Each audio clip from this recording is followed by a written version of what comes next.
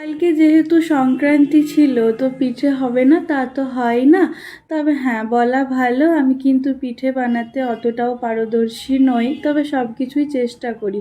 যেহেতু ছোটোর থেকে কখনো করিনি, তবে হ্যাঁ, আমরা তো সব কাজ আর ছোটোর থেকে করি না, পরিস্থিতির সাথে মানিয়ে নিতে হয়। আমাদের তো জীবনটাই এরকম যে আমরা ফ্যামিলির থেকে দূরে থাকি। তো তাহলে ফ্যামিলির থেকে দূরে থাকি বলে যে কোনো রিচুয়ালসের ফিল নেব না তা হয় না। আর আমি সব কিছুই চেষ্টা করি মানে সেলিব্রেট করার, সব কিছুই ফিল পাপাইকে করানোর চেষ্টা করি, যাতে ওর কখনো মনে না হয় যে আমরা ফ্যামিলির থেকে এতটা দূরে থাকি বলে এটা হলো না ওটা হলো না। আর পাপায়ও কিন্তু বলে যে আমার তোর থেকে একদমই এক্সপেকটেশন ছিল না যে তুই এই জেনারেশনের মেয়ে হয়ে এত কিছু করিস আমার জন্য। তো এটা শুনতে আমারও ভালো লাগে, আর শুধু শুনতে ভালো না, যে আমি চাই ও যেন সব কিছুই ফিল নিতে পারে।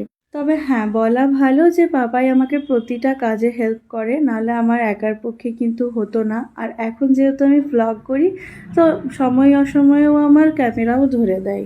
তো আমরা দু রকমের পিঠে বানিয়েছিলাম, একটা খোয়ার পুরের, ওটাতে দুধ পুলি বানাবো, আর একটা বানিয়েছিলাম আলুর পুরের। আলুর পুরের পিঠেটা কিন্তু ওই একটু ভেজে ওই শুকনো লঙ্কা আর গোটা জিরে ফোড়ন দিয়ে চা দিয়ে খেতে দারুণ লাগে।